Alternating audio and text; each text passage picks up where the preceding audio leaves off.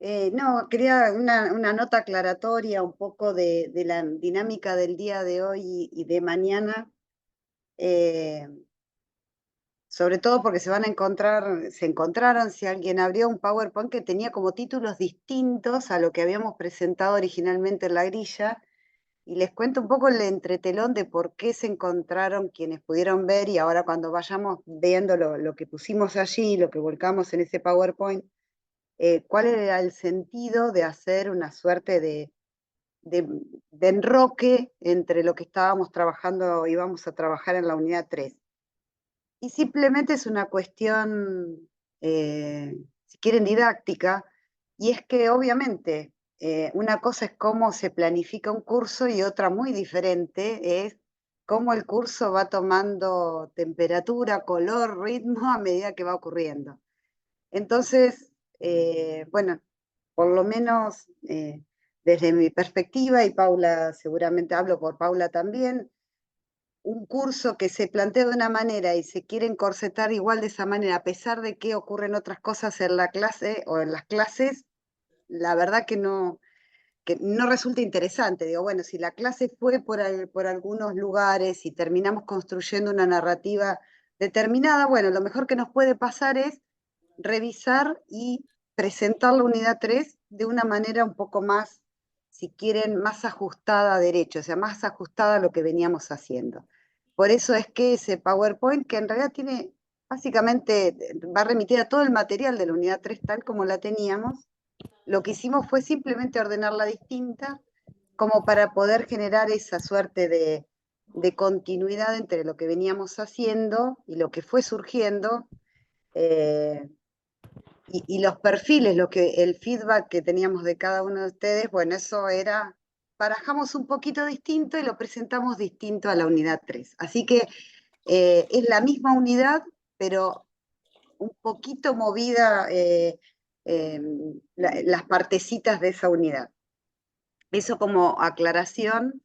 eh, y ahora sí empiezo sí, que ya a compartir el PowerPoint. Vamos desde, a ver si lo puedo poner.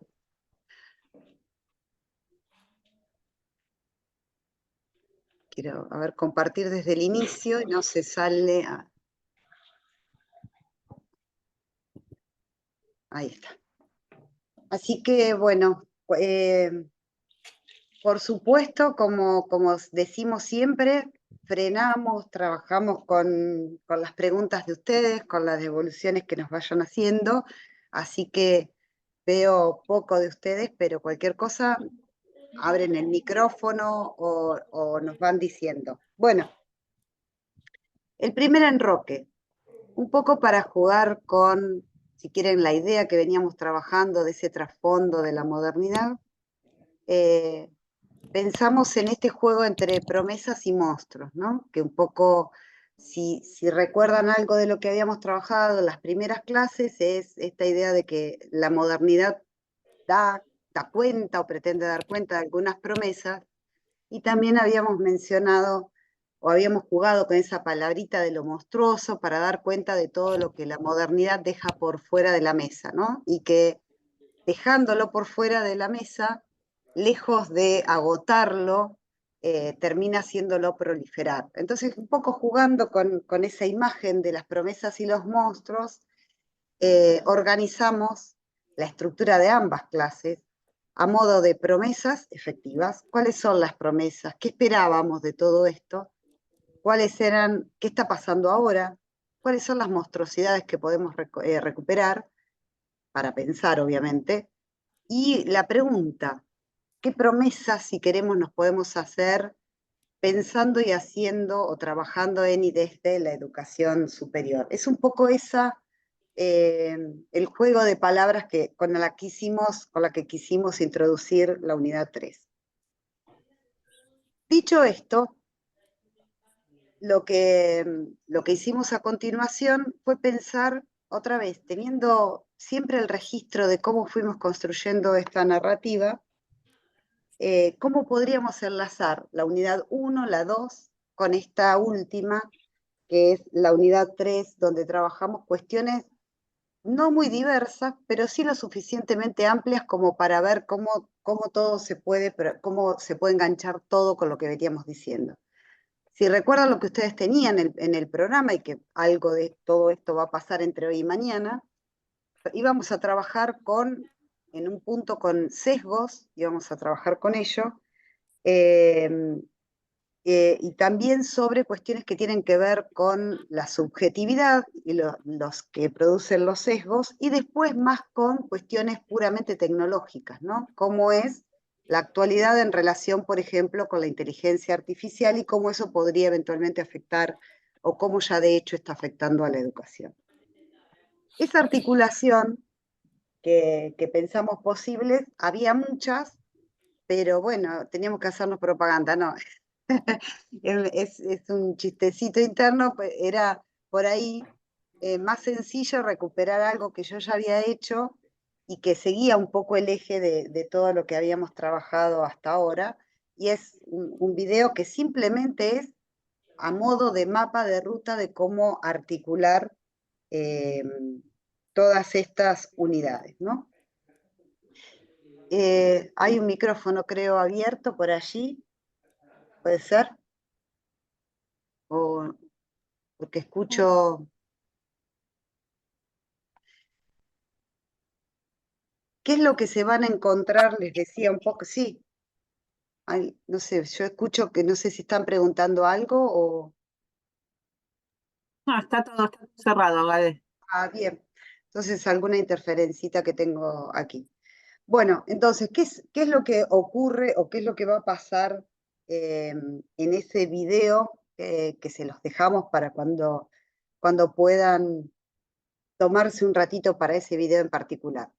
En ese video lo que se van a encontrar es con este hilo, esta narrativa de, si quieren, las promesas que había hecho la modernidad, y que recuerden que esas promesas, tal como yo lo cuento en ese video, no quiere decir otra vez que ese sea el único relato sobre la modernidad. En esas promesas que suponemos que hizo la modernidad, al menos hay dos que están asociadas, por un lado con una idea de la ciencia y por otro lado con la idea de política. Y elegir esas dos promesas como articuladoras de lo que va a venir tiene mucho sentido, porque en realidad en nuestro momento actual, buena parte de las discusiones sobre tecnologías, sobre en particular también el uso y abuso de la inteligencia artificial, tiene que ver con algunas cuestiones que se suponen que fueron saldadas o que fueron superadas de la modernidad, y esas cuestiones que suponemos que estuvieron saldadas a lo largo de nuestra época actual, de nuestra contemporaneidad, tiene que ver con pensar que la ciencia es otra cosa que lo que decía la modernidad que era. Bueno, efectivamente lo que vamos a poder observar, y sobre todo en relación a los sesgos, es que seguimos arrastrando muchas ideas modernas acerca de lo que entendemos que es la producción científica. Una de ellas, y fundamental, va a tener que ver con la idea tan básica de pensar qué cosa es la objetividad científica, qué cosa es un dato y qué cosa es ganar en cantidad de datos para procesar o para terminar finalmente justificando algunos de nuestras hipótesis, algunas de nuestras conjeturas. Eso, que es como, si quieren decirlo de alguna manera muy un poco grosera, es como el caballito de batalla de la idea de ciencia que arrastramos desde 300 años de modernidad en ciencia. Y esa idea, a su vez, de objetividad de la ciencia, supone o se basa o se ancla en algo que ya discutimos en parte en la unidad 2 y que creo que estaba un poco presente en el texto, en un apartado del texto de Merchant, que era sobre la naturaleza, ¿no? La muerte de la naturaleza, y es que la promesa que hace la modernidad en relación a este aspecto puramente relacionado con la ciencia es que podríamos ser capaces de dominar a la naturaleza, pero no solamente ser capaces de dominarla, sino tener éxito en el dominio sobre la naturaleza. Y esa es una promesa que, según alguna lectura de la modernidad, queda solo y esto es importante para después volver a retomarlo, queda solo como potestad, como prerrogativa de la ciencia, ¿no? Cuando la modernidad en un punto separa el territorio de la ciencia y de la política, le deja a esos territorios una función, una tarea. Y no solamente le deja una función a cada uno de esos universos, el de la ciencia y el de la política, sino que hay una explícita recomendación de que esos dos conjuntos nunca se intersecten, ¿no? Eso es como el mandato de la modernidad.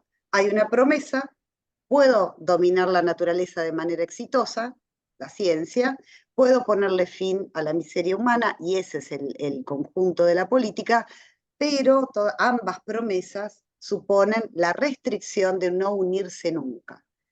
Cuando decimos esto, que esas dos esferas, de esos dos ámbitos que separa y distingue muy bien la modernidad, muy bien a efectos prácticos termina funcionando, si quieren, en términos legales, termina funcionando muy bien, les decía, cuando hace ese pase de magia la modernidad, lo que está diciendo es que a la naturaleza no hay que ponerle política, y a la política no hay que ponerle naturaleza. Cuando yo digo que a la naturaleza no hay que ponerle política, lo estoy diciendo en el sentido llano del término, de no pensar sobre los fines. Fines, por ejemplo, sobre cómo dominamos, por qué queremos dominar, qué cosas deberíamos dominar y qué no, en función de qué dominaríamos qué cosa, ¿no? Entonces, ponerle política a la ciencia o a la naturaleza, en los términos un poco más llanos, es negarnos a pensar para qué usaríamos la ciencia, para qué querríamos la tecnología y determinado tipo de tecnología. Ya estoy, Andrés, cierro con esto y te doy la palabra, ¿sí? ¿Para qué querríamos ponerle ahí cabeza, Estoy en no? clases. Y por otro lado, cuando decimos no ponerle naturaleza a la política, es simplemente decir que la política, o sea, nuestro trato como colectivo, como comunidad, solo refiere a las relaciones entre humanos. Eso es bastante arduo de explicar en un ratito, pero simplemente es volver sobre la idea de que nuestro trato o nuestra conformación de mundo, donde ponemos inteligencia, donde ponemos el pensamiento, no es un mundo meramente de humanos. Y eso van a ver que después va a tener un sentido. Obviamente que esto presupone, lo que digo abajo, allí en la diapositiva, es presuponer algo muy taxativo, y es que existe algo que vimos en las primeras clases como, por un lado, lo humano y por otro lado, lo natural, y cualquier par ordenado que se siga de una distinción semejante. Y es lo que estuvimos trabajando con Rorty, ¿no? Trabajar humano natural, humano animal, y entendiendo humano como distinto de mujer, ¿sí? Entonces, todas esas categorías modernas ordenan un tipo de mundo que en algún punto, cuando vamos a pensar la ciencia, la tecnología actualmente, pareciera que siguen operando como categorías de base o como supuestos no tan elaborados o no tan trabajados. Dicho esto, Andrés, te escucho. Buenas tardes. Buenas tardes, Eh, Andrés. Gracias. ¿Cómo se entiende esta no relación entre naturaleza y la situación humana o entre ciencia y el otro concepto de política, ¿cierto? En el contexto un poco posterior nomás, po. Por ejemplo, en las ideologías liberales que justamente consideran a la naturaleza como un recurso de explotación y al final sí se vinculan en escenarios creo que posteriores, ¿no? Porque al final lo que hace el Sí. capitalismo es justamente explotar la naturaleza. Y para explotar la naturaleza no tiene que haber solamente un modo de producción, sino también una ideología. O Ujú. sea, no es solo capitalismo, hay un liberalismo también. Bien, Andrés, perfecto. Es que no, lo que estás diciendo es lo que se deduce de esta división, y algo que lo van a ver también en ese video, pero también en otro que yo creo que propusimos de Bruno Latour en algún momento, Paula, no sé si en la 2, en varios textos de la 2 se va Sí, a sí, ver ya lo esto. propusimos, sí. Sí, ese era del 2. ¿Qué quiero decir con esto, Andrés? De que en la 2 seguro que ya tenemos bastante material al respecto. Esto que estoy diciendo sobre los conjuntos disyuntos es justamente la promesa y la restricción que hace la modernidad. Y eso tiene una trampa, y la trampa es la monstruosidad. O sea, es imposible, no lo separó nunca la modernidad. O sea, esto es, otra vez, del plano discursivo, es lo que Latour llama la constitución moderna. Esto es del plano discursivo. La modernidad pretende decir que son dos cosas distintas y la ciencia solo se puede ocupar de la naturaleza y la política de las interconexiones de lo humano. ¿Sí? Esa es la promesa. Pero además es la repartición del mundo entre lo que es del ámbito de la naturaleza y del ámbito cultural. ¿Qué es lo que sabemos de eso? Que desde el minuto cero es un fracaso en el sentido en que todo el tiempo estamos interconectando estas cosas. ¿Y por qué estaríamos interconectando estas esferas? Bueno, estamos interconectando estas esferas porque no hay dos esferas. O sea, lo que hubo siempre es relación. ¿Sí? Entonces, la modernidad es una aberración, para decirlo de algún modo, en relación a lo que hay. ¿Sí? Es un forzamiento de lo que hay.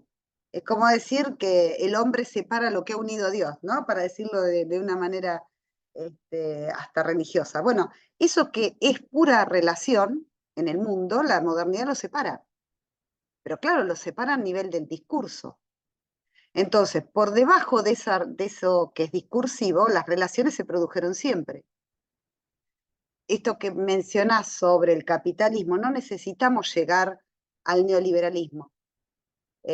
Tenemos que llegar, estamos mucho más atrás en el tiempo, algo de eso menciona Merján en su texto de La muerte de la naturaleza, pero también lo hace Silvia Federici en El Calibán y la bruja, que digamos, en el momento en que se constituye una dinámica, y sobre todo en los países anglosajones, donde hay una restricción de las tierras comunales, ya aparece algo del orden de la política en la naturaleza. Obviamente nadie dice que estás metiendo política en la naturaleza cuando estoy repartiendo de distinta manera la tierra. ¿Y por qué nadie lo hubiera dicho en ese momento ni mucho después? Porque justamente la partición moderna exige que no se piense en que la política tiene algo que ver con el territorio de lo natural.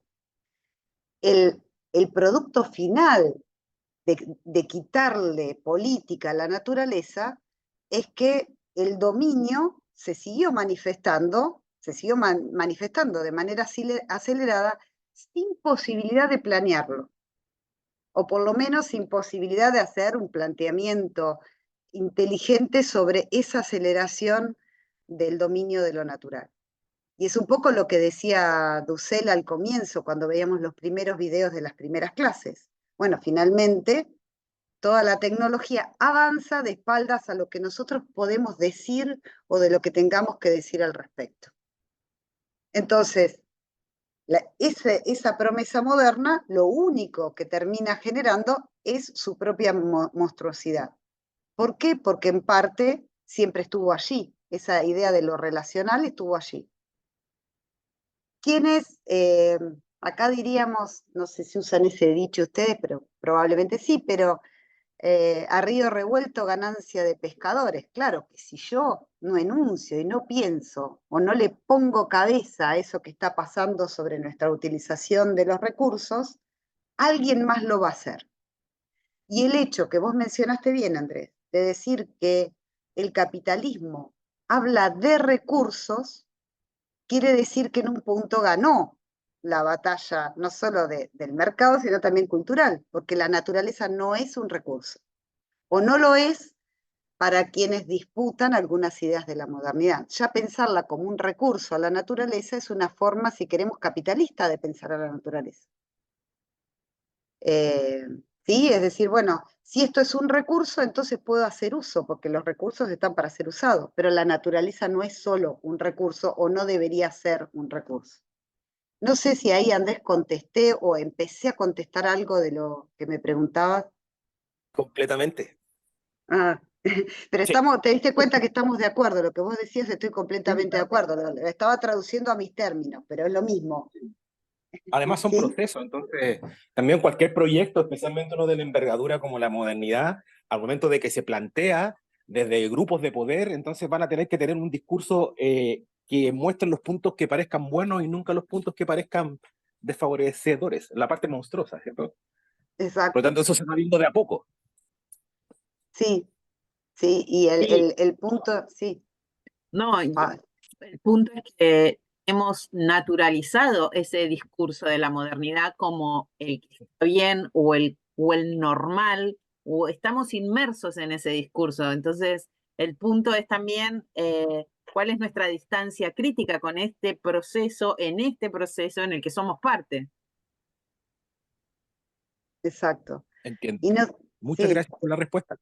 no, por favor, Andrés, y un poco, sobre todo cuando en la unidad 2 les aparecían, creo que en la complementaria, en ese módulo gigante que construimos con Paula, que es complementario, aparecían algunas cuestiones de ambiente, porque justamente termina, por lo menos en educación, eh, es muy reciente la incorporación del tema ambiental como central, ¿no? Como vital, ¿en qué sentido como central?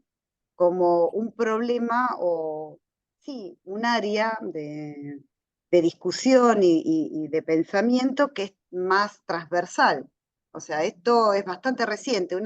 Es cierto que hace mucho tiempo que se trabaja con cuestiones ambientales, eso ya lo sabemos, pero pensar ambiente como una idea transversal que atraviese cualquier disciplina y cualquier contenido curricular es bastante reciente.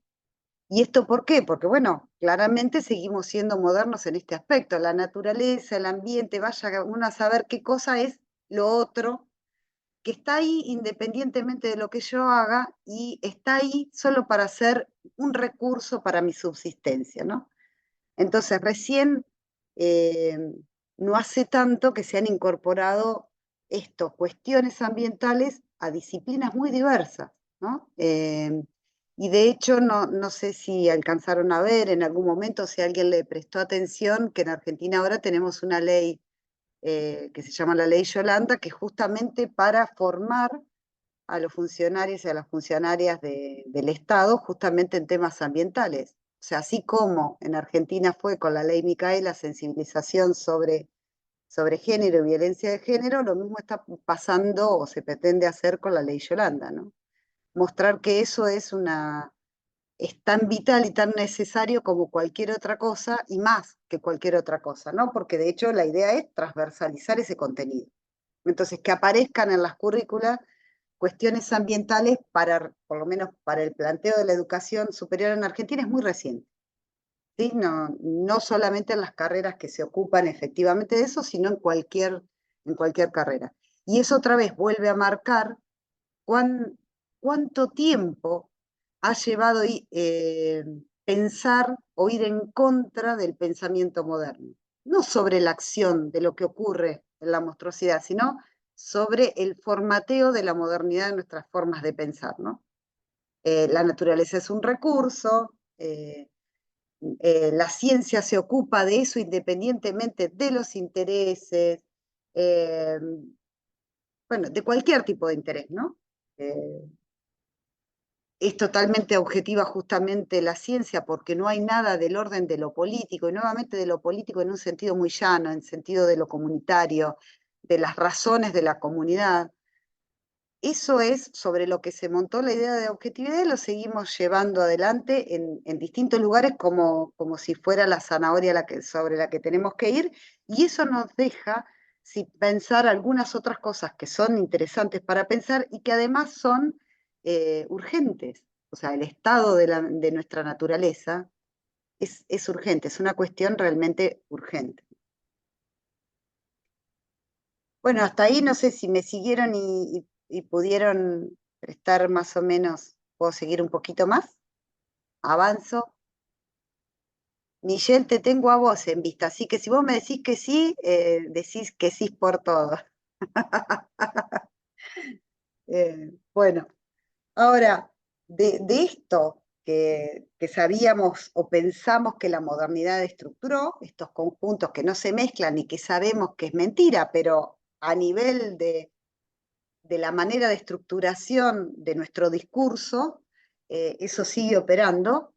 ¿Qué es lo que efectivamente está pasando? Bueno, algo de lo que ya estábamos anunciando, incluso con la intervención de Andrés, y eso que está pasando es mucho más de lo que pusimos allí con Paula, pero esto que pusimos como video son simplemente sugerencias, posibilidades, excepto dos que nos interesa particularmente, son apenas una pincelada gruesa sobre dos cuestiones que son de debate todavía, actualmente de debate, y que tiene que ver con la incidencia de lo humano en el daño ambiental que se está produciendo y que ya sabemos que se produjo a nivel de este sistema tierra que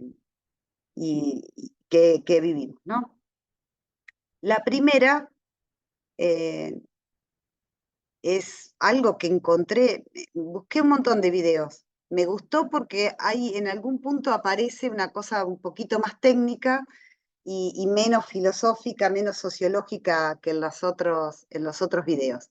Simplemente los dos primeros sirven para contar que desde hace unos cuantos años, no muchos, alguien acuñó este nombrecito que es antropoceno, para marcar algo que es bastante impensado, y es que los seres humanos, el Homo sapiens, en realidad, dicho así, el Homo sapiens, ha interferido de tal manera en la naturaleza que ha dejado una huella geológica de la misma manera que lo han hecho las eras geológicas anteriores, ¿no? El paso del Holoceno al Antropoceno está marcado por la incidencia directa de lo humano, ¿no? Esta es la idea que en los años 2000 empezó a circular y a eso se le llamó antropoceno. Está discutido para algunos porque entienden que no habría la suficiente cantidad de evidencia científica para mostrar que hay una capa geológica que efectivamente tiene que ver con la huella ecológica que deja el Homo sapiens. Para muchos otros autores coinciden en que efectivamente sí, se puede registrar, y esa discusión es la que está en las crónicas, se puede registrar efectivamente que hay una huella geológica de la incidencia del Homo sapiens sobre la naturaleza. Lo cual es algo bastante escandaloso de pensar, ¿no? Porque pensando en el poco tiempo que el Homo sapiens está sobre este mundo y además teniendo en cuenta cuándo empieza a tener efecto la huella de lo humano sobre el planeta Tierra, que es revolución industrial en adelante, es bastante terrible o casi inconcebible pensar en la capacidad de daño que puede tener una especie en tan poco tiempo sobre el sistema Tierra, ¿no? Comparando con los miles y millones de años que ha tenido otras eras para construir una capa geológica, ¿no? Entonces, esa dimensión, poner en juego o poner en discusión la dimensión de lo humano para afectar al sistema Tierra de esta forma resulta escandaloso, ¿no? Y difícil de digerir. Bueno, al final este es el daño que efectivamente estamos produciendo. Bueno, buena parte de la discusión aparece en las crónicas y luego se retoma en el video que ustedes tienen a continuación, que se llama La Era de los Seres Humanos, ¿no? El antropoceno más enfocado ya en una cuestión puramente filosófica y sociológica. Bueno, ¿qué es lo que estuvo ocurriendo y qué cuestiones condicionaron a que los seres humanos, este Homo sapiens, terminara afectando a la Tierra de la manera en que parece que le estamos afectando? Y ahí vale cambio climático, lo que se les ocurra, ¿no? Calentamiento global, todo entra dentro de ese espectro de daño que estamos provocándole al ambiente.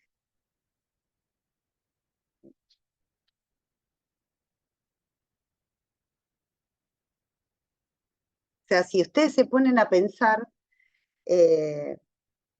o por lo menos cómo lo cuentan, o cómo lo determinan en las crónicas del Antropoceno, esta era geológica tiene 70 años. Es absolutamente espantoso pensar que en 70 años nada más estamos provocando estos daños, ¿no? Y cuando decimos que los humanos o el Homo sapiens está generando una nueva capa geológica, un daño que se puede ver como una nueva construcción de una capa geológica, lo que se dice simplemente es que esto es producto de los fósiles que está dejando los propios humanos, ¿no? Los propios Homo sapiens. Que en realidad muchos de esos fósiles que estamos dejando se les llama, como nombrecito técnico, los tecnofósiles, ¿no? Son huellas de los inventos humanos en los sedimentos y en las rocas, ¿no? Si queremos saber cuál es la evidencia que estarían encontrando para mostrar que hay en el corte transversal de nuestro planeta, de nuestra Tierra, qué es lo que estarían encontrando en esas rocas, bueno, en esos sedimentos lo que están apareciendo son tecnofósiles, ¿no? Así como aparecían amonites, ahora aparecen esos tecnofósiles, que son nada más que restos de nuestros inventos, ¿no? Y pueden ser desde isótopos radioactivos de las bombas nucleares, plásticos, el cemento, o nuestros queridos teléfonos móviles, ¿no? Todo esto, que son nuestras tecnologías, es las que están generando esa capita, engrosando esa capita y dañando el sistema Tierra. Ahora bien, del capitaloceno voy a hablar un poquito después, del tecnoceno lo vamos a ahondar un poquito después, pero para ver un poco las fluctuaciones que están ocurriendo entre esto de empezar a nombrar cosas que con esta idea de seno al final, es que comenzamos con esta idea de que el Homo sapiens está generando cambios a nivel de agente geológico, ¿no? Ese primer nivel.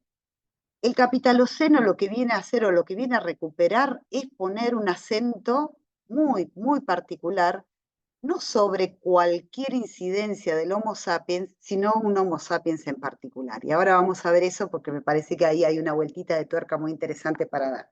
Y el tecnoceno, que es algo que trabaja mucho Flavia Costa, y ustedes van a encontrar también el texto, buena parte del texto de Flavia después cuando visibilicemos la unidad 3, en realidad lo que habla Flavia es que este tecnoceno refiere ya a la incidencia, Paula después lo va a decir mucho mejor, pero es la incidencia que tienen las tecnologías para terraformar la Tierra, es decir, para hacerla habitable.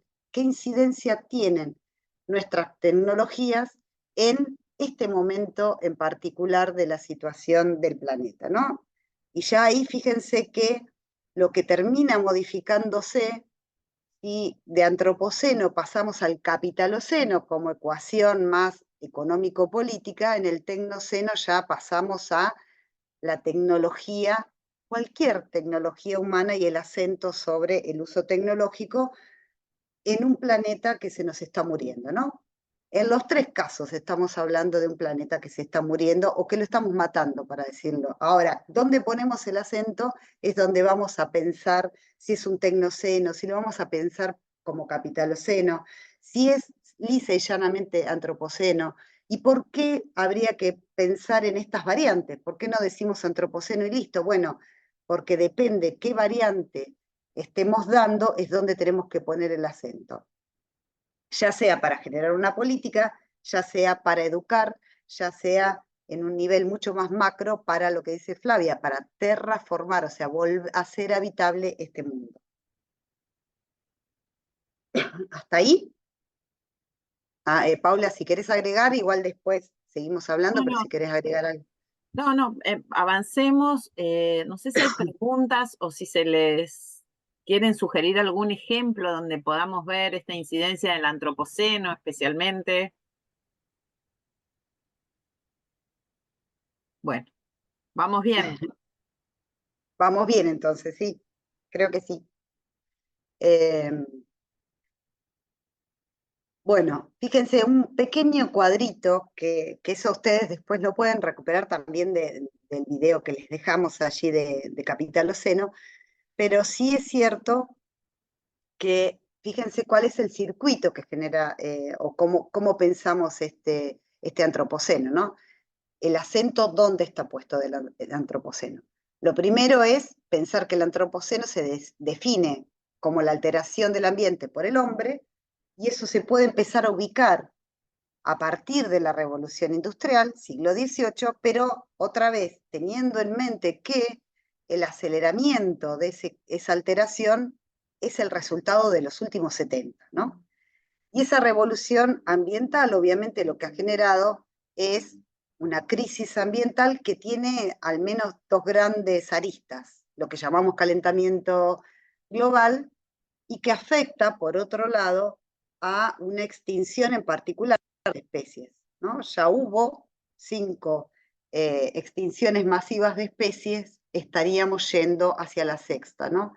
Y la particularidad de esta sexta extinción masiva de especies es que está afectando particularmente a los mamíferos, ¿no? Y eso es clara incidencia de lo humano, ¿no? ¿Por qué los mamíferos? Bueno, por nuestro sistema de producción, ¿sí? Así que ese es el circuito y a lo que le va a prestar atención particularmente la idea de antropoceno. Esta es la situación, se ha originado en este momento y las dos aristas por las que van pensando tienen que ver con el calentamiento global por un lado y la sexta extinción masiva de especies por el otro, ¿no? Eso es por donde va el acento o el énfasis del antropoceno. Pero fíjense que cuando estamos pensando en esa categoría, en esa huella ambiental que deja lo humano, en realidad todo el tiempo se está pensando en una categoría que la vimos en la clase 2, y es la idea del antropocentrismo. O sea, el antropoceno pone todo el tiempo la ecuación, el acento de su ecuación, en lo que llamamos excepcionalidad humana, ¿no? Eh, por eso es que en algún momento, tanto Donna Haraway como muchos autores más, cambian un poquito el eje, o sea, dan una vueltita de tuerca al antropoceno para decir que en realidad es un poco injusto, si queremos decirlo así, hablar de antropoceno, porque esto no es el resultado de cualquier Homo sapiens, ¿no? El resultado de la crisis ambiental no es cualquiera de nosotros o de nosotras, sino que responde a una manera de vida en particular, ¿sí? Que es obviamente el modo de vida capitalista. O sea, no podemos culpar a cualquiera, no podemos decir Homo sapiens como si ese Homo sapiens fuera nada más que un ser biológico, sino que en realidad es un conjunto de hombres en particular, es el conjunto de hombres que genera, dicho así, bueno, ¿no? Promueve el tipo de vida capitalista, que es un tipo particularísimo de vida. ¿Por qué ese tipo de Homo sapiens y por qué ese tipo particular de vida es interesante para este giro hacia el capitaloceno? Sinceramente o sencillamente porque presupone eh, el hiperconsumo, ¿no? Y el hiperconsumo obviamente hace de la Tierra básicamente un basural. ¿Por qué? Porque genera contaminación, porque genera explotación, porque genera o recrudece ideas que ya tenía la modernidad sobre la explotación de la naturaleza como un recurso, y no solamente de la naturaleza dicho a la manera moderna, sino también de las personas, ¿no? Y ese antropoceno, cuando está mencionado de esa forma, en realidad lo que está ocultando no solo que es un tipo particular de vida la que ha llevado a este resultado, sino que también es una mirada que está desconociendo la geopolítica actual, ¿no? Y es que esa geopolítica donde se instala la lógica del capital presupone un sur que es recurso, que es solo recurso y que consume cantidades industriales siderales de energía. ¿Para qué? Para gestionar los recursos para ese norte, ¿no? Siempre cuando hablamos de sur global y hablamos de norte global, ¿no? Si esa categoría les hace ruido o levantan la mano y me avisan, pero se entiende, ¿no? Acá hay una idea de presuponer no cualquier hombre, sino aquella parte de la especie Homo sapiens que ha construido una vida capitalista, y no en cualquier lugar, no en la nada, sino en una geopolítica que presupone la expoliación del sur por un norte. Y esto es interesante todo el tiempo de revisar. Hay creo que eso también fíjense que estamos tratando de relacionar todas las unidades, pero eso creo que está en un texto de Mignolo, de las primeras unidades, donde recupera una frase de un viejo filósofo, que es uno de los principales fundadores de la teoría liberal en economía, que es John Locke, que en algún momento John Locke, creo que es en el Tratado sobre el Gobierno Civil, dice, una vez todos fuimos América, ¿no? Y es interesantísima esa frase de Locke, porque eso construye parte de la modernidad. ¿Qué quiere decir que una vez fuimos América? Dicho por un brillante filósofo inglés, que era en realidad, además de filósofo, el presidente de la Asociación de Negreros de Inglaterra. No sé si sabían ese detalle, pero era una de las sociedades más respetadas de Inglaterra del siglo XVII, que era el tráfico de esclavos. Y lo que dice Locke es impresionante. Una vez fuimos a América. ¿Y qué es América? Otra vez, América es la naturaleza. En los términos lockeanos, en los términos de una de las primeras conformaciones de la economía política, América es naturaleza. Esto explica que si América es naturaleza, Europa es cultura. Esto explica por qué la modernidad tiene un interés muy específico, muy puntual, en dividir el ámbito de lo natural y el ámbito de la cultura. Porque decir que América solo es naturaleza y que alguna vez, tal vez, ¿no? Como en una suerte de vieja utopía, pero hacia atrás, seguramente Inglaterra haya sido naturaleza. Pero es la avanzada, ¿no? En el siglo XVI, XVII, Inglaterra es el punto culmine de la civilización. Y que seamos nosotros, de este lado, la naturaleza, implica que no solo nuestras plantas, nuestros cereales, nuestro territorio, nuestras reservas de agua, de litio, de cobre, sean recursos, sino que nosotros también como personas lo seamos, ¿no? Esa es la idea del capitaloceno. Por eso es que cuando puedo recuperar la idea de el lugar de enunciación de quien produce la contaminación, de quien promueve un modo de vida que altera definitivamente y de manera prácticamente suicida nuestro ambiente, cuando yo hago eso, cuando hago ese movimiento, en realidad me estoy concentrando en aspectos sociales y culturales del capitalismo. Y de ahí es que, si yo pongo el acento en ese aspecto, entonces estoy trabajando con el capitaloceno.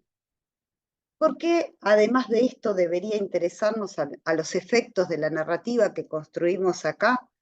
Bueno, porque tal vez, si nosotros enfocamos, si volvemos a pensar en esta clave más cultural y social, la educación superior, más transversal, más multidisciplinaria, más transdisciplinaria, puede decir algo más, que no sea solamente el registro geológico de la huella que estamos dejando, que no sea solo discusiones técnicas sobre el cambio climático, sino también que le pongamos a eso, que le inscribamos a esa discusión cuestiones que tienen que ver con geopolítica, con qué quiere decir la excepcionalidad humana, qué quiere decir que estemos trabajando todo el tiempo mirándonos el ombligo y no pensando que la naturaleza, lo humano, lo animal son parte de una y la misma cosa, ¿no? Es simplemente esto lo que hace o lo que le pone sentido a poner el acento por un lado o por el otro, ¿no? ¿Quién habla y quién discute en qué foros sobre el calentamiento global? ¿Hablan solamente los técnicos? hablan solamente quienes están midiendo la emisión de ciertos gases, o también hablan las personas que son víctimas de la contaminación, o las personas que son las que generan los recursos para ese norte global. ¿Quién es el portavoz en el Capitaloceno? ¿Quién es el portavoz del Antropoceno? Fíjense que depende qué variables le incorporo, qué acentos le pongo a esto, es que puedo hablar, puedo pensar en ciertos portavoces, pero no en otros, ¿no? Entonces pareciera que el Capitaloceno incluye más portadores, más portavoces que el mero Antropoceno, ¿no? Es simplemente una cuestión estratégica. ¿Qué elegimos como nombre y para qué, con qué fines y para constituir a quiénes en portavoces de quién, ¿no? Esa es un poco la idea de seguir pensando bien por el lado del antropoceno o bien ahondar por el lado del capitaloceno. Por supuesto que yo les mencioné, y esto es simplemente a título informativo, por si a alguien le llega a interesar o quiere ir un poquito por ese lado, que en realidad cuando ustedes se encuentren con algo del capitaloceno y sobre todo explicado por Donna Haraway, es que Haraway también se sale un poquito de la idea del capitaloceno porque en realidad lo que le va a interesar es pensar al sistema Tierra como un sistema de relaciones que no solamente incluya a las personas, ¿no? Entonces, eso está en un artículo que vimos en otra clase anterior y debería estar en un video de este PowerPoint, pero anoche revisándolo otra vez me di cuenta que no funciona el link. Después vamos a ver si lo podemos, le podemos buscar la vuelta a Paula y me olvidé de decirte porque era muy tarde para decirte que no me funcionaba el link. ¿Hasta ahí se entendió? ¿Sigo? ¿Avanzo? Sí funciona el link, ¿eh? Aure. Entonces a mí no me funciona. ¿El Sí, de sí, Capitaloceno te funciona?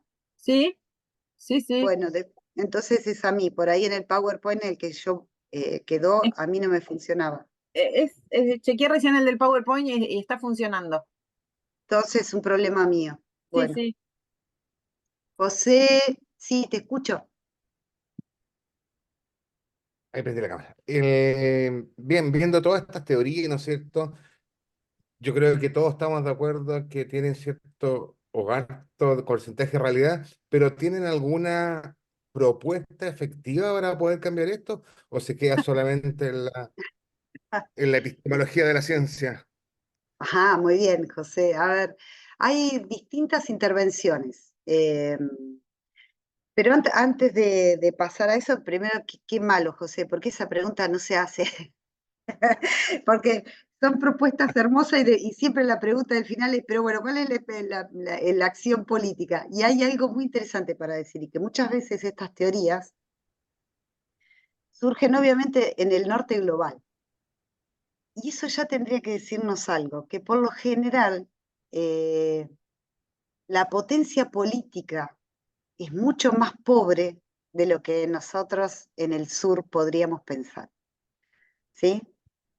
No sé bien por qué, eso es una discusión enorme que se puede dar, pero claramente cuando uno lo ve teóricamente es precioso lo que van enunciando, pero después decís, y bueno, ¿y ahora cómo salgo a la calle? Claro, ¿Cómo esa era cambio? Esa es tu pregunta, José, por eso te digo que sos malo. Ahora, ¿qué hacemos con esto? ¿Qué hacemos con esto?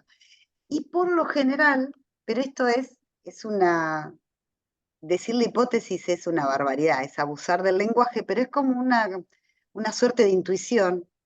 Y es que en realidad si hay alguna respuesta en la calle quiere decir activa, de activismo, esa respuesta nunca va a venir del norte global. Me parece que ahí los que tienen que dar cátedra es el sur, y de hecho la da. Me parece que da mucho más cátedra el sur. Creo que sigue habiendo, tal vez por un vicio que seguimos arrastrando de lo que les decía hoy, una suerte de desconexión entre la teoría y la práctica. ¿Por qué desconexión entre la teoría y la práctica? Entre otras cosas porque los afectados terminamos siendo el sur. Entonces siempre es mucho más fácil teorizar desde un lugar cómodo que de un lugar de desventaja. Entonces muchas veces el lugar de desventaja opera activamente más que desde teorías. Teoriza menos porque le tiene que salir. De alguna manera tiene que solucionar un problema que le es más urgente. No sé si me explico, José. Estoy tratando de hilar una hipótesis muy rudimentaria. Eso no quiere decir que no haya intentos pero quedan muy en la teoría.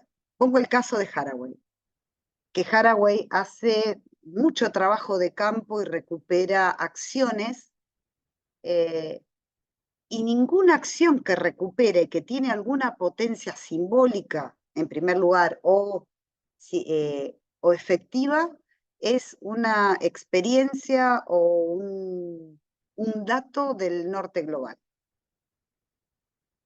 Un caso, trabaja mucho en un texto que se llama Seguir con el problema, trabaja con culturas muy distintas, muy alejadas, que dan respuestas muy específicas a problemas que son terriblemente urgentes y que tienen una relación con el ambiente muy distinta a la que estamos acostumbrados a pensar.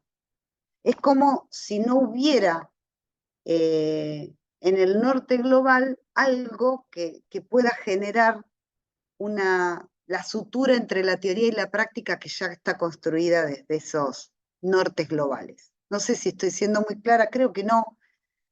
Más o menos, pero se entiende la idea. ¿Para dónde va? Sí, es como que la intención está, es muy lindo lo que dicen.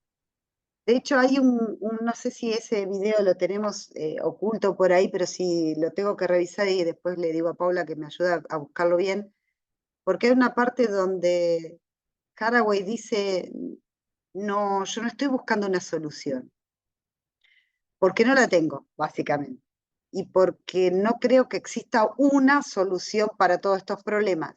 Entonces, ¿qué estoy buscando? Estoy buscando formas especulativas, simbólicas, discursivas, que nos alejen del discurso, si queremos, moderno.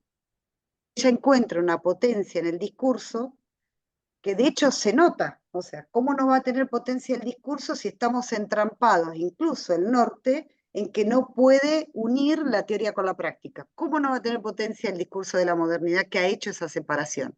Entonces ella dice, bueno, yo lo que estoy buscando es maneras de reinventarnos simbólicamente para que en algún momento esas reinvenciones simbólicas terminen operando en lo real.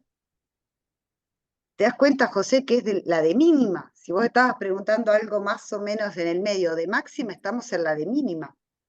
Y de hecho, Haraway lo que dice es que las respuestas las está buscando en otro lado, está analizando culturas como los indígenas en México, una cultura en particular de indígenas en México y en parte de Estados Unidos, está buscando acciones educativas en Madagascar, a ver qué están haciendo la gente en pueblos chiquititos en Madagascar para educar respetando la naturaleza, o sea, nada que tenga que ver con el norte. Sí, Fabiola. No. Aquí tenemos también una pregunta que va en parte en ese sentido en el chat. A ver. Cristian dice, ¿existe una denominación para esta etapa de una sociedad que busca soluciones al respecto? ¿Un nuevo orden en cuanto al impacto del ser humano en la naturaleza? Cristian, las que estuvimos dando en parte, esto de decir, hablar capitaloceno, Haraway le dice tuluceno, que es el uso de una palabra griega muy rara, existe lo que se llama el proyecto Gaia, que ese sí es un proyecto que tiene mucho, ahí tiene un poco más del orden de lo que preguntaba José, y si ustedes se fijan, a ver si creo que la página es esta, o busquen la página específica de Bruno Latour, porque ahí están varios proyectos que se ponen en juego para pensar esto, ¿no? Que son proyectos con gente muy distinta de muchos lugares del planeta, y sí hay intervenciones puntuales en algunos foros de cambio climático de gente que trabaja en el proyecto Gaia, ¿no? Pero no es que hay una única denominación, sino que son más denominaciones teóricas que agrupan acentos, ¿no? Como el que yo decía, bueno, el énfasis en si tenemos que discutir la forma de vida capitalista, si tenemos que discutir desde el punto de vista antropocéntrico, y ahí estamos en un problema, si tenemos que discutirlo desde el tecnoceno, o si tenemos que pensar en todos a la vez y ver por dónde pueden venir las salidas, son más proyectos aislados que otra cosa. Pero les pido sí que entren a la página de Bruno Latour, ponen Bruno Latour, la página oficial, y van a ver distintos proyectos o distintas intervenciones más al estilo de lo que preguntaba José, pero bueno, sin pensar que nos vamos a encontrar con grandes activismos a escala de una praxis muy furibunda, por decirlo de alguna manera. Eso no. Daniel, Sí, hola. sí, ¿cómo estás? Buenas tardes. Sí, es una pregunta un poco similar a la que ya, a las dos que Sí, se han hecho, ¿ah? Pero es para, tal vez para orientarme sí, si es sí. si es que este tema en particular o estos conceptos en particular uno los quisiera incluir en sus propios trabajos o cuando tengamos que hablar de ellos. Me da la impresión, por el texto que leímos de Donna Haraway, Sí, que ella lo ve como como el antropoceno como algo negativo, o sea, que es un efecto negativo del ser humano, y quería sí, saber si eso lo tenemos que tomar desde no sé si es desde la filosofía de esa manera, porque entiendo que esta teoría no viene desde la filosofía, viene desde la ciencia, desde la química, exacto. ¿cierto? Entonces, porque es un poco lo que pregunta Cristian, ¿no? Si es que hay alguna posición o alguna teoría similar al respecto, o que indique que que esta influencia, ¿cierto?, del ser humano en la naturaleza o en la tierra, más bien dicho, eh, se puede ver desde otro punto de vista. Entonces, en el fondo es como si el concepto es un concepto netamente negativo o Ajá. meramente negativo, o si es una etapa más en la vida en la tierra. No sé si se entiende bien Claro, la pregunta. no, está muy linda la pregunta. Hay varias cosas para decir al respecto. Eh, por eso puse el de las rocas, ese de las rocas, porque ahí se anuncia una discusión, ¿no? Ahí, eso está, o sea, la traducción de eso que no viene de la filosofía, ni de la sociología, ni de la antropología, la traducción a las ciencias humanas y sociales es negativo. O sea, por donde lo mides, Daniel, o sea, una cosa es cómo se acuña ese término y la clave en que se está pensando, que es muy neutra, es decir, es la enunciación de que el Homo sapiens está afectando geológicamente el sistema Tierra. Fíjate que ahí no estamos diciendo nada, es una descripción, ¿no? Es eso, es puramente descriptivo. Lo que hace, y por eso ahí hay una fuerte disputa entre las ciencias sociales y humanas y algunas otras disciplinas científicas que no son ni humanas ni sociales, que dicen, no, pero el término ustedes agarraron para el lado que quisieron, pero nosotros no dijimos eso, nosotros simplemente estamos enunciando, que creo que es lo que vos estás diciendo, Daniel, nosotros simplemente dijimos acá, ustedes están, el Homo sapiens está afectando al medio ambiente. Ahora, fíjate lo que yo decía hoy con la distribución de los dominios de la modernidad. Fíjate la posición de quien enuncia eso es, acá, esto es objetivo. Esto no le pongan carga valorativa porque esto es así. Esto es una etapa geológica, pasará como otra.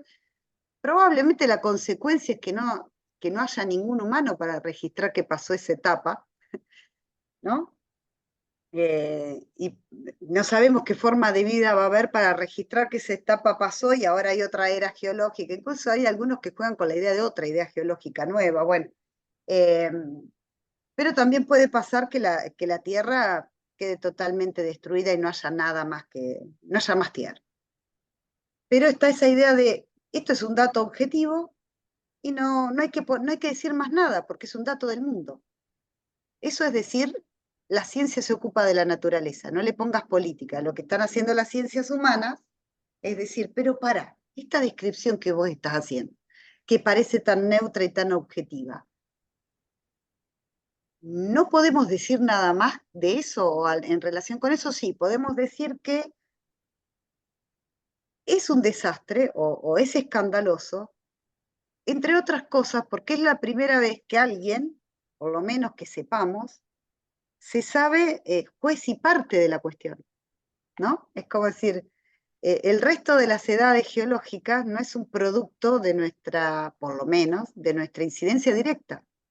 Entonces esta es la primera vez que somos nosotros, que justamente parece que podemos pensar que hemos generado este lío. No pudimos hacer nada para evitarlo. ¿Cuál es el destino de esto?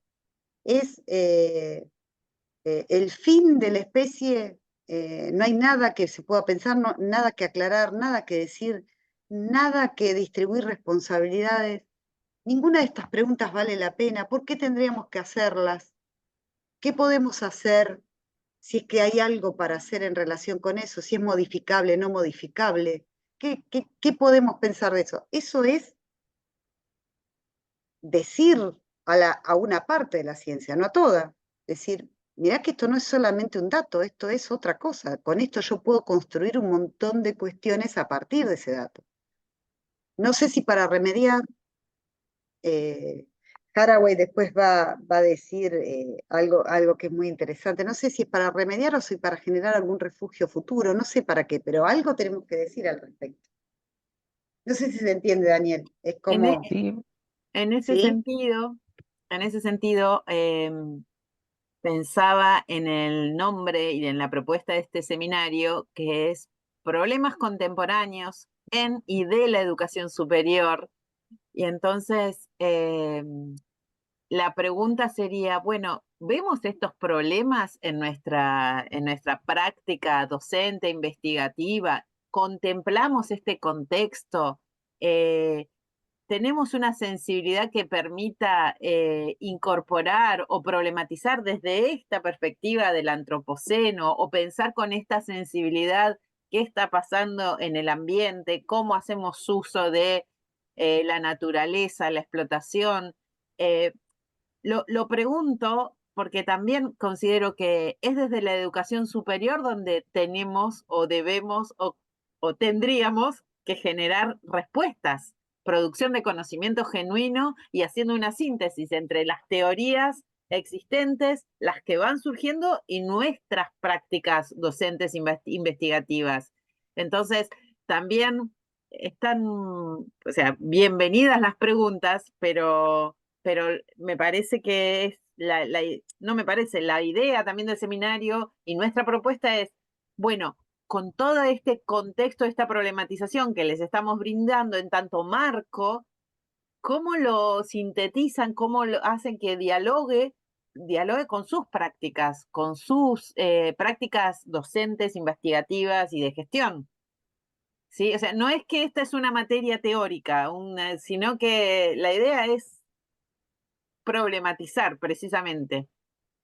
Sí, Maritza, y hay una pregunta en el chat que no llegué a leer. Perdón, antes de una Sí, cosita, perdón, sí, Paula, porque quería comentar para cerrar un poco, unir Daniel, José y creo que era Cristian, que van por la misma línea. Estaba buscando acá en la biblioteca, pero ya lo voy a encontrar porque me confundo todos los, los libros, que hay todo para esto era, ¿no? Que algo que le mencioné a José, hay un texto de Latour que justamente lo que cuenta es una reunión entre industriales, entre científicos y el Estado sobre el cambio climático, y ahí es donde, y científicos, ¿no? Y es toda la idea de a quién le importa el tema y qué discurso tienen en torno a eso. Y cuando se piensa de ese modo, pero en una reunión oficial de política, o sea, de política ambiental, bueno, ¿quiénes fueron convocados? Y siempre la pregunta es, bueno, ¿y por qué solamente convocaríamos a un industrial o por qué solamente consideraríamos el aspecto del que describe nada más que un hecho y no poner otra cosa, ¿no? Bueno, y ahí es donde lo que hace un poco de sentido lo que está diciendo Paula, que es cuánto nos cuesta el diálogo transdisciplinar, cuánto nos cuesta, y eso es Eso sí, para mí es una movida de la educación superior que tenemos que insistir y estar todo el tiempo detrás de eso.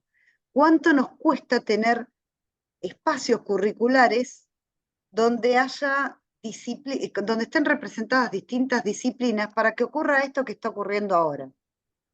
Que lo que están planteando tanto Daniel como José como Cristian, porque hay ahí como una línea común, por más que estén discutiendo brevemente algunas cosas, es, pero ¿y esto? ¿Por qué tendrían que verlo solamente como negativo y no dejarlo como mera descripción? Bueno, entre otras cosas, porque si la estrategia es ver pasar el mundo, es una mala estrategia. Vemos pasar las descripciones y no decimos nada en relación con eso, por más que incluso puede ser errado el diagnóstico que hace las ciencias humanas y sociales, pero son los que pusieron en discusión esto. Es probable que no, estas conversaciones no se hubieran tenido si hubiera pasado solamente por un canal. El hecho de que se hayan cruzado esos canalcitos es lo que ha permitido repensar y reformular estas cuestiones, ¿no?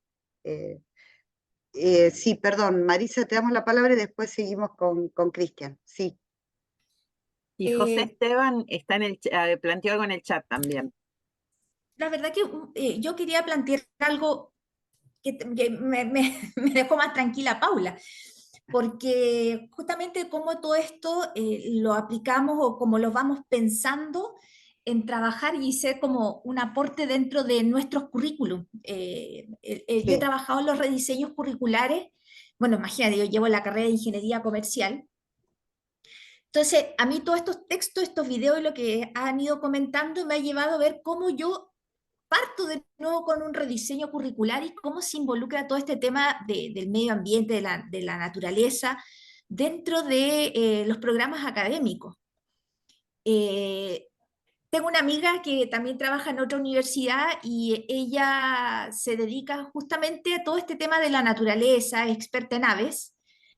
Sí. Y a mí ella me ha cambiado mucho la manera de mirar la vida, llevando un poco al aterrizar en todo lo que es llevar como la pelota al suelo, como dicen ustedes. Y, y ella también me ha llevado a replantear muchas cosas de lo que hago en clases, no solamente desde la teoría o de colocarlo en un programa académico, sino de también cómo replantear la idea y hacia dónde va la carrera con este tema de la naturaleza. Porque, no sé, eso me hace un poco de explosión dentro de esto de generar ideas, de creatividad dentro de cómo somos un aporte ante esto. Por eso que me dejo más tranquilo lo que decía Paula, cómo nosotros lo involucramos dentro de la educación superior, ¿cierto? Y llevándolo obviamente con la base de todo lo que indica el Bruno Latour, esto del antropoceno. A mí la verdad es que me ha generado harto ruido dentro de cómo estamos llevando la educación superior y cómo lo involucramos en los planes. Gracias, Maritza. Estaba pensando mientras hablaba, cosas, a ver, cosas tan básicas como pensar. Pienso, a mí se me ocurren cosas muy, muy sencillas en distintas áreas, ¿no? Yo pienso un plan de estudios de arquitectura, por ejemplo. ¿Cuánto tienen de construcción sostenible, por ejemplo? ¿Cuánto tienen de eso, justamente de pensamiento con la naturaleza? No, no sé si pasará en Chile, pero suele pasar mucho que se hacen obras arquitectónicas, sobre todo construcciones de casas, que son muy bonitas, pero que están pensadas o que son del hemisferio norte.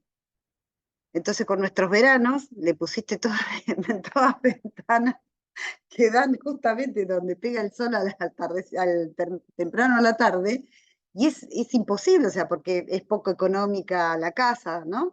Digo, bueno, y en realidad ahí estás pensando todo el tiempo en clave de, ¿podemos hacer algo mejor por la naturaleza y por nuestro estar en nuestro estado actual? Y sí, por ejemplo, en una currícula poner en vez de una materia, poner dos sobre lo que significa una construcción sostenible y generar proyectos de ese estilo, qué sé yo, ¿no? ¿Cuántas materias hay sobre energías limpias o energías renovables? ¿Cuánto de eso hay en las currículas de la... Eso es estar pensando en el antropoceno no solo describe, sino que hay algo ahí que, si bien yo no sé si voy a poder modificar en lo macro, tal vez sí pequeñas acciones pueden ser conducentes a algo que haga sentido y que no vaya justamente a ponerle un granito de arena más hacia la aceleración, ¿no?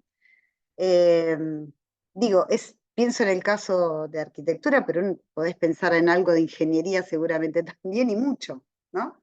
¿Qué hay de todo esto? Porque obviamente nosotros también tenemos no sé, supongo que ustedes también, alguno parecido, porque las ingenierías tienen muchas denominaciones, pero hay ingeniería ambiental, pero en realidad es bastante raro que no haya algo de ambiente en el resto de las ingenierías, ¿no? O algo, por eso digo la transversalización. Ingeniería química, ¿cuánto tiene por ahí eh, de ambiente? ¿Cuánto tiene? Muy poco, si es que lo tiene, en una currícula, ¿no? Y eso es educación superior, digamos, y eso es cambio, y eso es meterle la cabeza en educación en algo tan simple como eso. Eh, para no hablar de las humanas y sociales que tienen todos los problemas adentro ya desde hace tiempo, pero en realidad para otro tipo de circulación, ¿no? O para un trabajo de vinculación con el territorio. ¿Cómo pienso, por ejemplo, la universidad? Tendría que preocuparse, por ejemplo, en cómo pensar viviendas, cómo construir viviendas sostenibles, ¿no? Eso es vinculación, ustedes le llaman, creo, vinculación, nosotros sería extensión, pero ahí uno puede poner un montón de cuestiones. Bueno, ¿cómo tenemos que involucrarnos en eso? Por ejemplo, en nuestra universidad se involucra con ese tipo de cosas. Inclusive, Aurelia, hay muchas cosas que ya hacemos, pero quizás no las asociamos. Por ejemplo, Exacto, a esto es lo que voy. Por eso te digo, revisar tu nuestras plan de carreras, por estudio. ejemplo, claro, han trabajado en la vinculación con el medio, con un techo para Chile, en el caso que nosotros Bueno, vivimos con catástrofe. Claro, y cómo involucras eso, pero cómo lo aterrizas, como dices tú, yo creo que hay muchas cosas que ya hacemos y las hacemos por hacer y no nos damos cuenta.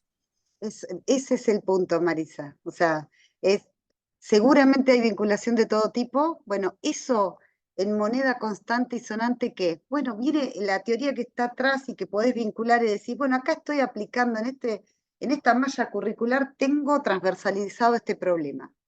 No lo hubiera pensado así porque lo puse, porque me parecía interesante, porque había que hacer, pero nunca hice la otra reflexión. Bueno, ya lo tenés vinculado. Alguien está haciendo una vinculación, está pensando un techo, por ejemplo, para Chile. Bueno, ¿y eso qué es? ¿Y por qué? Que es lo más interesante para el puntito donde estamos metidas en el seminario en este momento. ¿Y por qué se vincula el conocimiento y por qué el conocimiento de la universidad es vital para que ocurra eso? ¿Por qué no dejamos que un techo para Chile lo haga una ONG? ¿Por qué nos metemos con eso? ¿Qué compromiso tenemos con el conocimiento y con cierta manera de pensar el territorio, de pensar al otro que está en ese territorio? Y con eso solo, con esa sola estrategia, es todo el seminario este, ¿no? Inclusive ahí sumaría el conocimiento para qué, al servicio de Claro, qué, a disposición de qué, de un desarrollo industrial capitalista o de otro recurso, o puede haber matices. sí, es un poco eso. Cristian, sí, Perdón, antes que siga, ahí sí, Paula, con lo que acabas de mencionar, Aurelia, ahí lo que un poco postula el Bruno Latour, ¿cierto? Es como esto de que no es que la tecnología también sea todo tan horroroso como dice, sino que también cómo se conjugan estas cosas de los avances, pero también que vaya de la mano con la naturaleza. ¿Estoy bien o no? sí.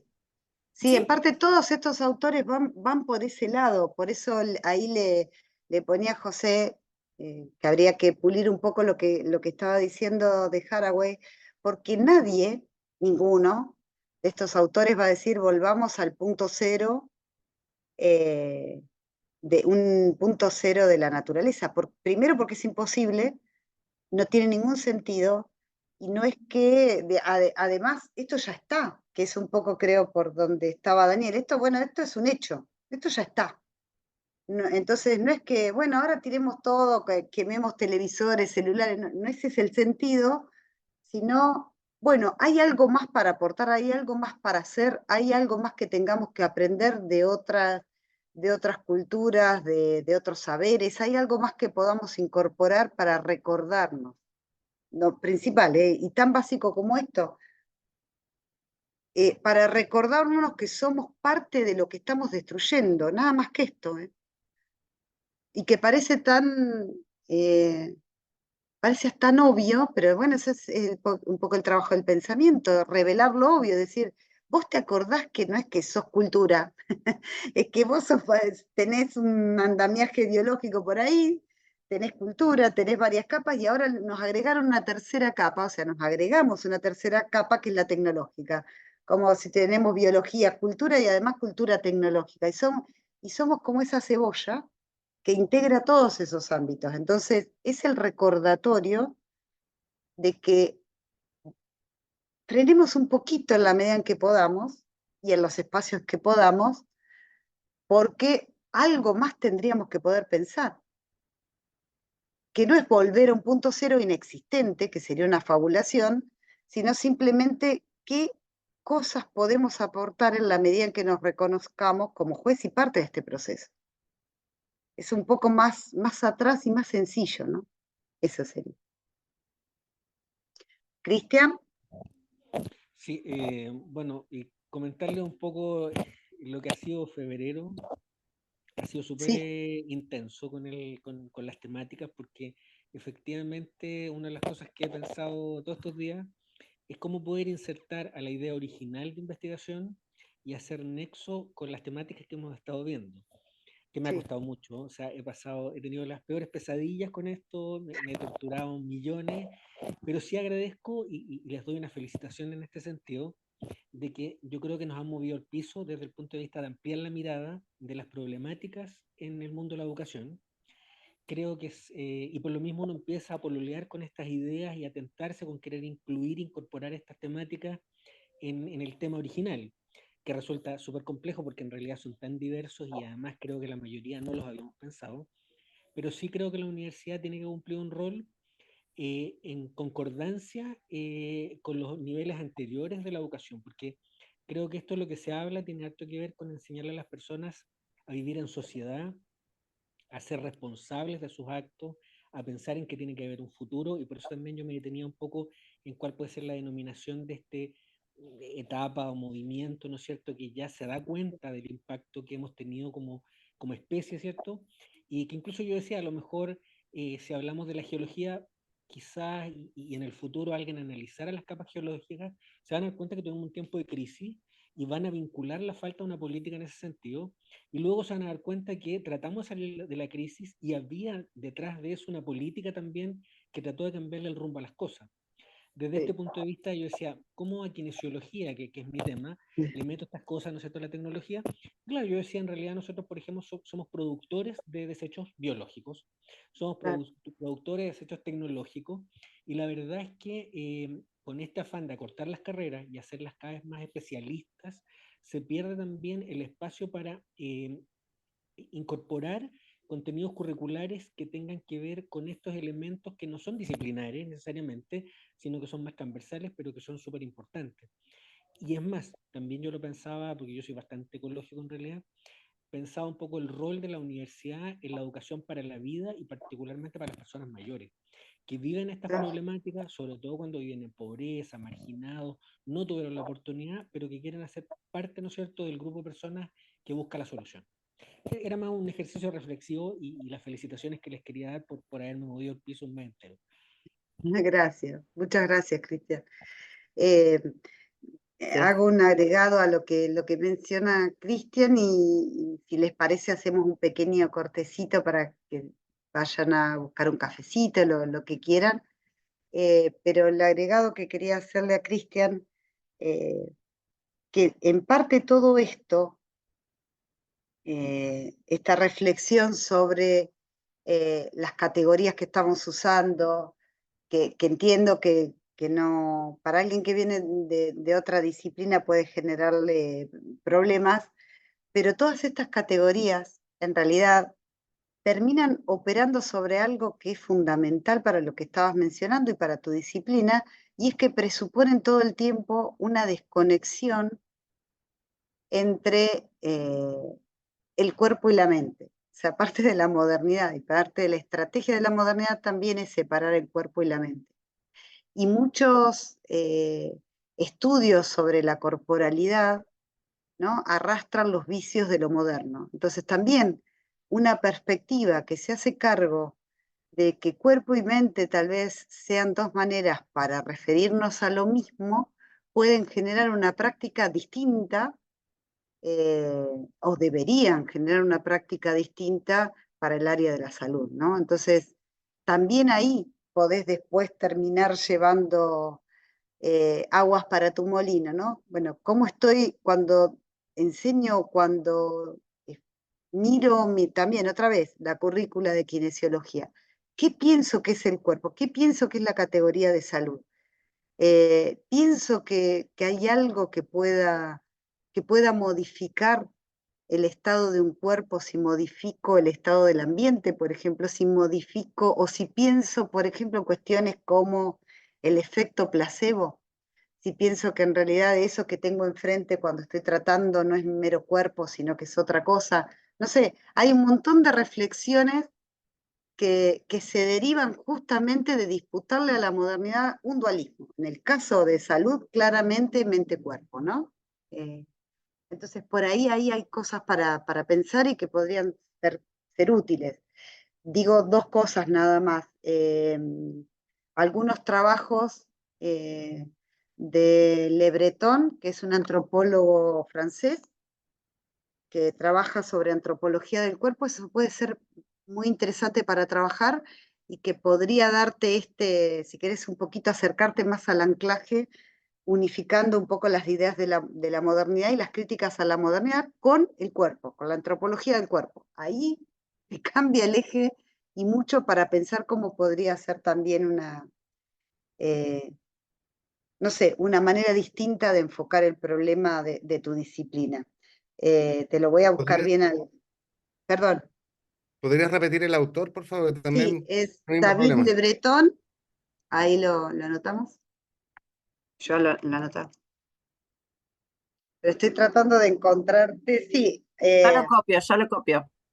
Ahí puse antropología esa. Sí, Bueno. Lo estás copiando porque estamos las dos a la vez, me parece. sí, ya estoy. Bueno. Ese texto es interesante. Que lo pueden usar quienes están trabajando en salud, es muy bonito. Y la verdad que deja. Y el otro. A ver. Este es justo para. Exacto. El que estoy leyendo ahora, que es muy lindo, que hace antropología de la medicina, sobre todo, que trabaja sobre el efecto placebo y trabaja un poco también disputándole a la modernidad algunas concepciones del cuerpo, y eso es muy interesante no solo para pensar en el problema del cuerpo o sí, la diferencia del cuerpo moderno, sino también para ver qué pasa en un momento del auge de las inteligencias artificiales y cómo eso condiciona también biológicamente nuestro estar en el mundo. Así que si pueden conseguir ese también, chamanes y robots, para quienes hacen salud, también es una buena manera de pensar por dónde podrían encontrarle una vueltita de tuerca al trabajo. ¿Les parece entonces, a ver la hora 33, en qué momento nos podemos reconectar? ¿Y 40?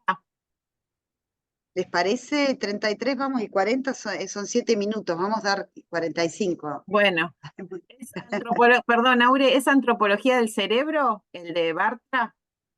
No, chamanes y robot, ese es el anterior, creo. Ok, chamanes y Sí, robots. es sobre efecto placebo, es precioso el libro. Adiós al cuerpo, hermoso, qué bueno. Sí. Bueno, entonces y 45 nos reencontramos. exacto. Nos reencontramos ahí. A ver, dejo de compartir acá.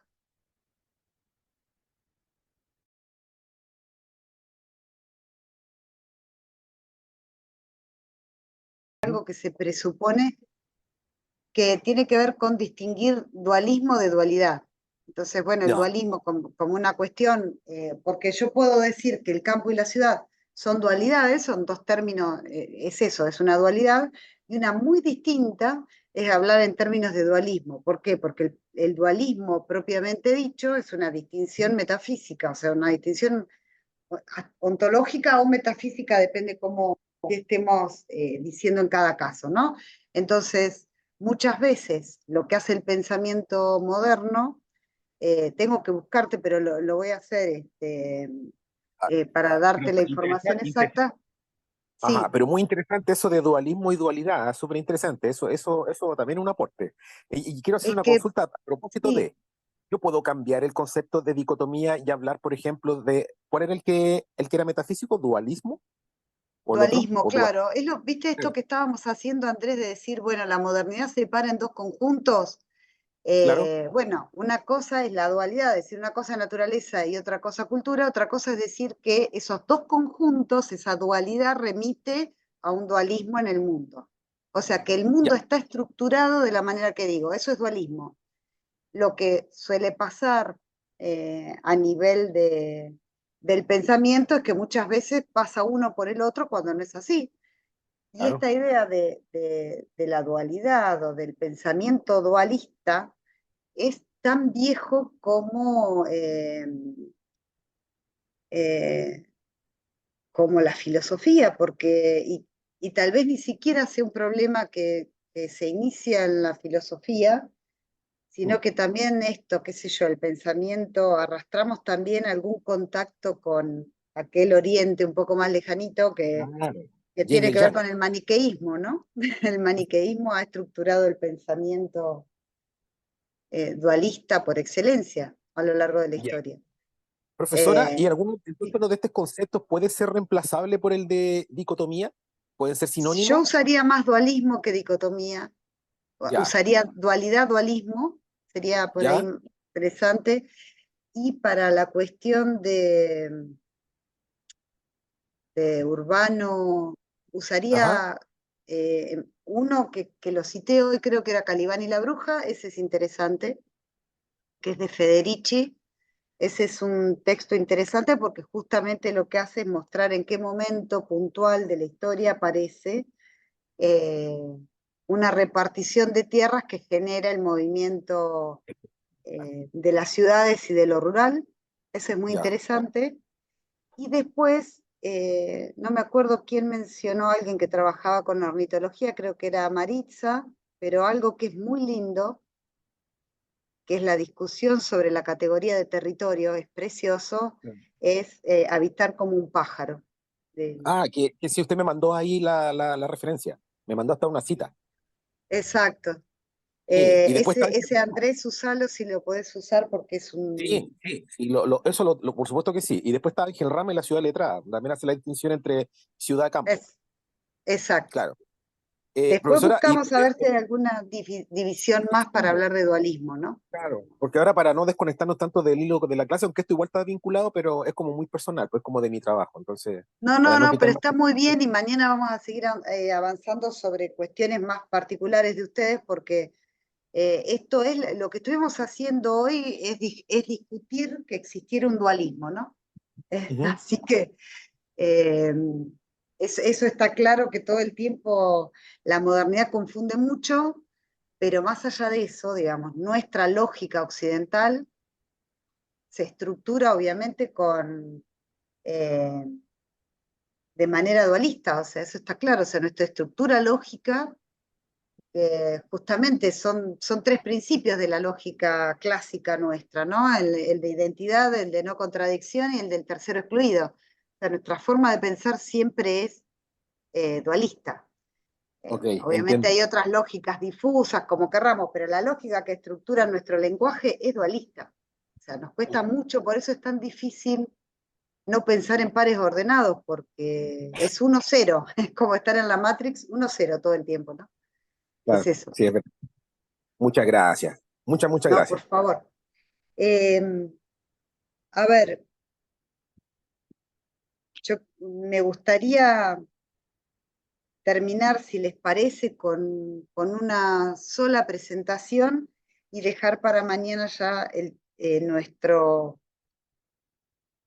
nuestra cuestión sobre sesgos para discutir y dar tiempo para contarles cómo va a ser el trabajo final, cómo vamos a resumir. Se los adelanto para que se pongan contentos y contentas. No va a haber un trabajo específico de la unidad 3. Entonces ya mañana vamos a ver cómo conectamos la unidad 3, va a estar presente, pero en el trabajo final, como para ahorrarles un trabajo y para no seguir embarcándoles en más cuestiones de lectura para un trabajo en particular. Si les parece, comparto brevemente algo nuevamente de la pantalla. A ver si lo estoy haciendo o no, no estoy compartiendo nada. Acá, si vuelvo al Zoom. ¿Estoy compartiendo ahí? No. No se ve. No, no, no. Entonces, ¿dónde hice con esto? No sé. A ver, acá está. Apreté otro botón. Ahora sí, ¿no? Sí, estás en Tecnoceno. Tendríamos. No, tengo que ir más abajo. Esto nada más. Mencionamos una cosita más, ahora lo Presentar. pongo en pantalla completa.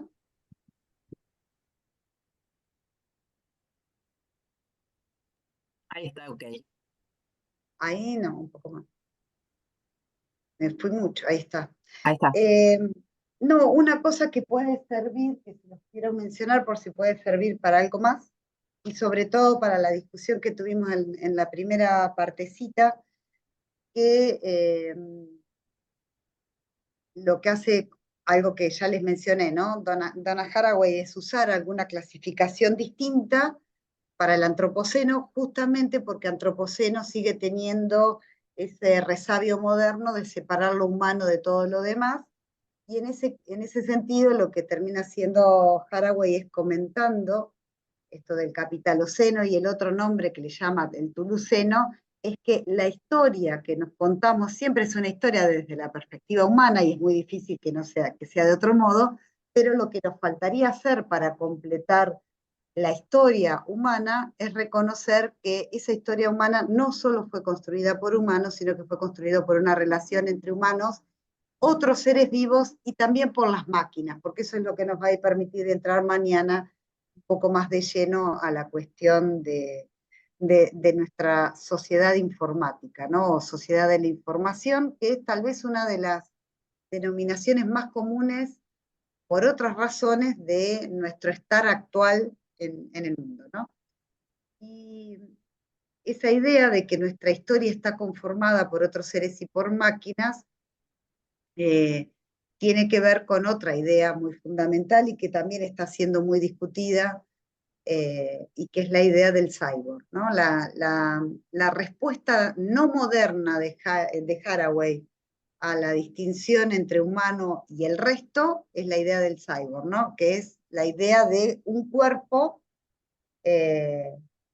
intervenido tecnológicamente. Ahora, cuando decimos un cuerpo intervenido tecnológicamente, no pensemos en máquinas de las utopías, sino que todas nuestras prácticas médicas nos han convertido un poco en un cyborg, digo, alguien que tiene un trasplante, alguien que tiene alguna mínima intervención sobre su cuerpo, somos un poco cyborg, ¿no? Mitad humano, mitad máquina.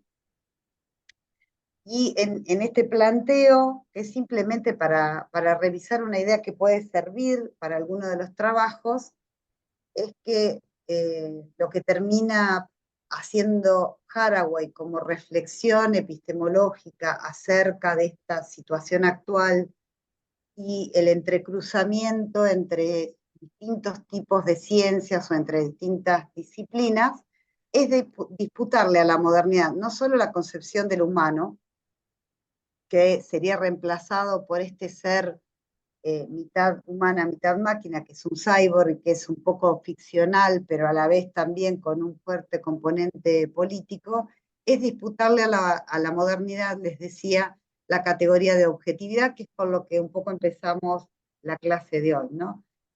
¿Cómo se construye un conocimiento si negamos que la historieta que nos contó la modernidad es verdadera, ¿no?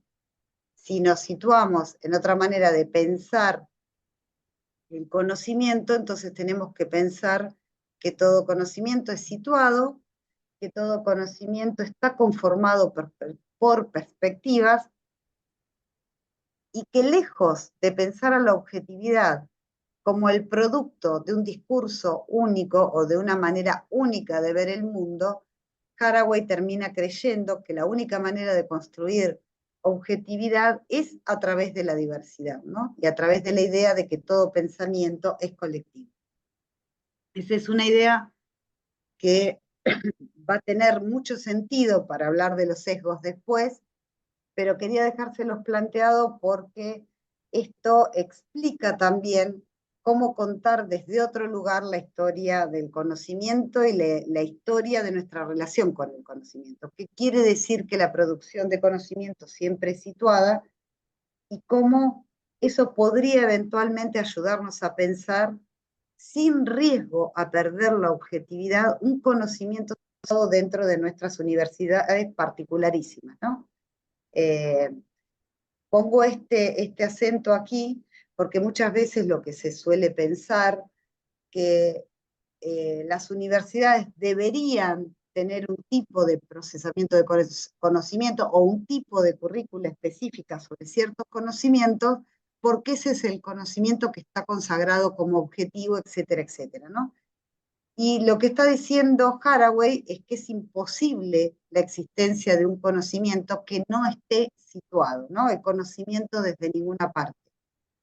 Pero que aún cuando no podamos tener un conocimiento desde ninguna parte, la ganancia, aunque parezca paradójica, es de que ese conocimiento que obtengamos a partir de lo diverso es el único conocimiento objetivo posible.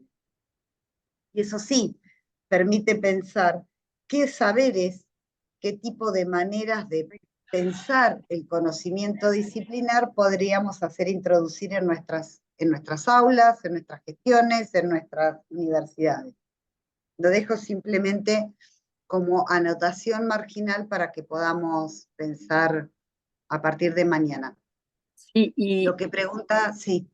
no, que en este sentido del conocimiento situado me parecía necesario destacarlo en función también de sus producciones de tesis, que es precisamente el desafío que tienen por delante, de poder,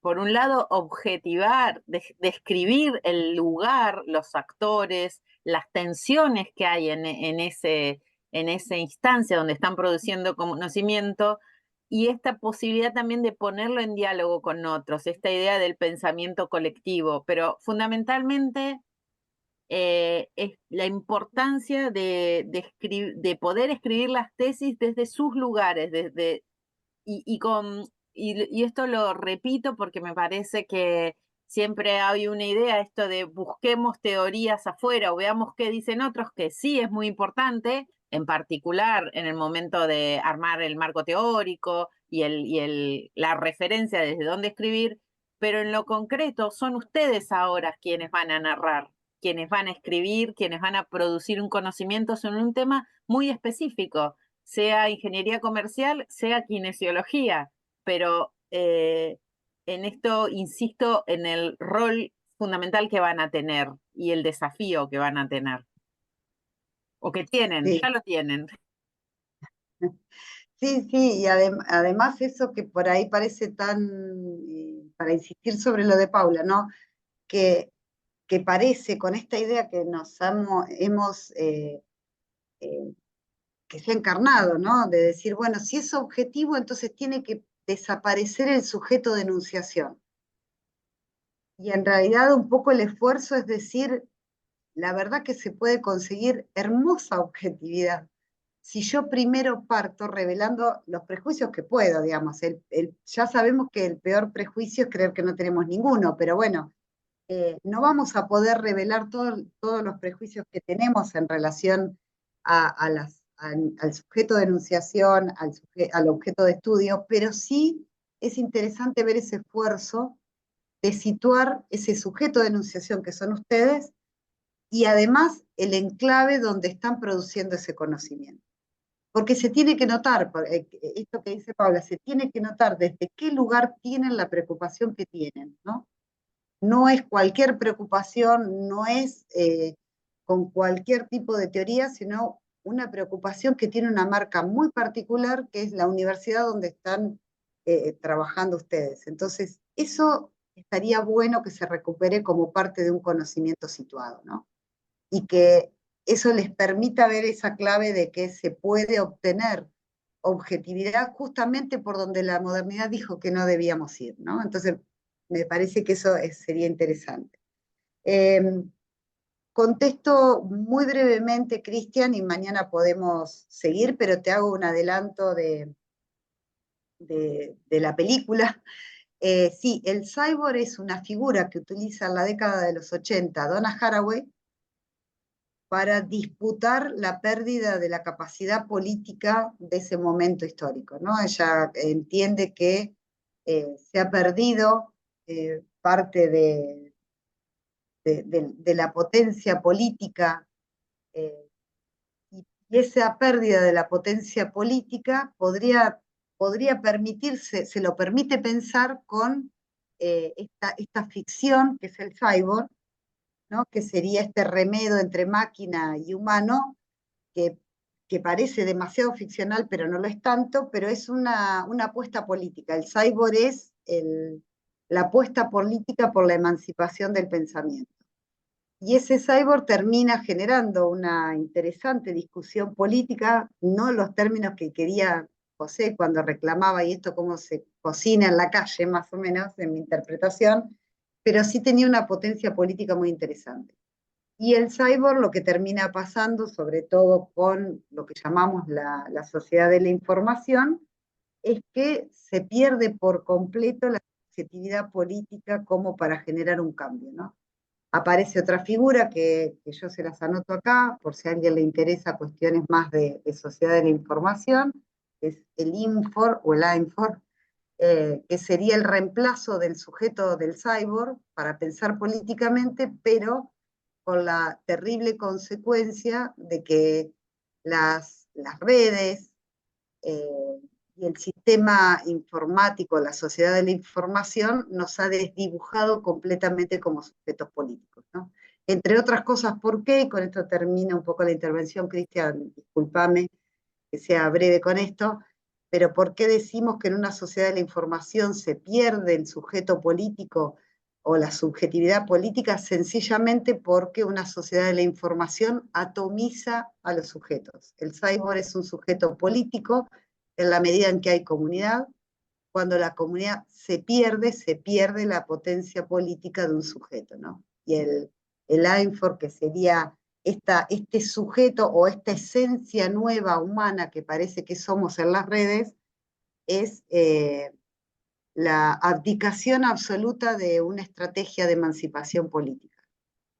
Eso es interesante después para pensar quienes estamos en las aulas, qué capacidad política tienen nuestros estudiantes, que eventualmente circulan o su participación, su socialización termina siendo las redes. ¿Qué potencia política tiene un estudiante cuya trama social, entre comillas, es una red?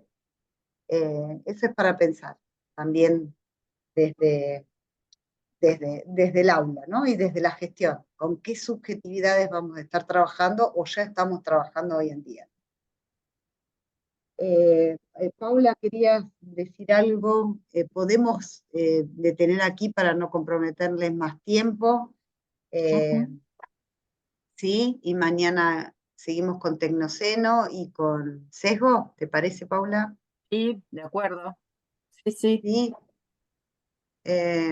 Bueno, si les parece entonces, hacemos abandono de la clase de viernes, casi al final.